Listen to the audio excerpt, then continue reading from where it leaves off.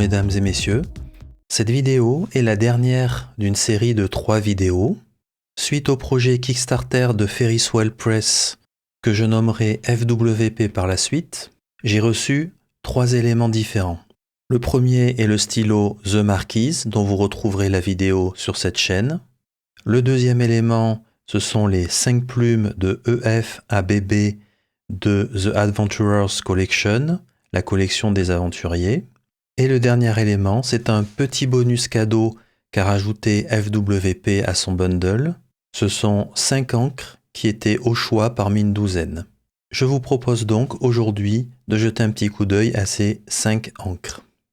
Comme à chaque fois pour les encres, nous serons sur un papier Tomoe River Hobonichi. Je ferai comme toujours l'étalage de l'encre sur le papier, puis de l'écriture. Pour terminer, l'usuelle conclusion, pour discuter un petit peu de ces encres, et surtout vous les montrer de plus près, de façon à ce que vous puissiez essayer de vous faire une opinion par vous-même.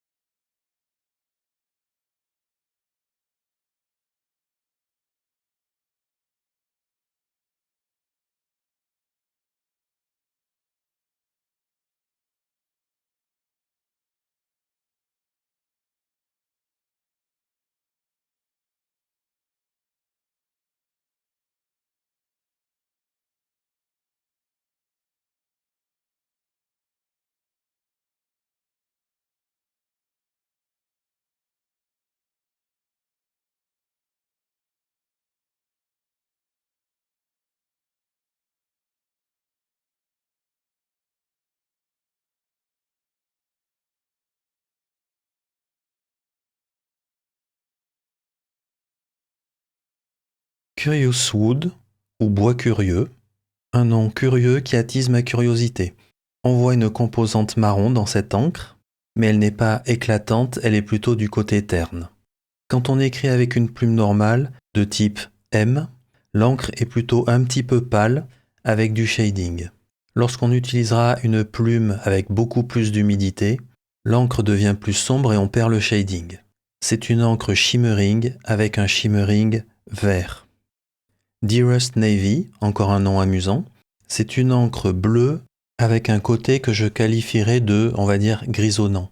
L'encre s'assombrit très vite quand on augmente la quantité d'encre sur le papier. On observe du shading et un petit peu de sheening.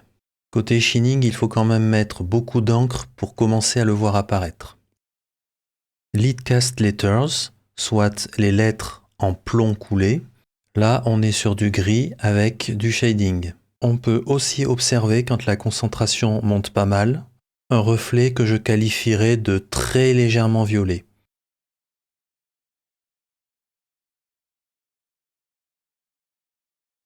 Nous sommes maintenant en face du Russet Typecase.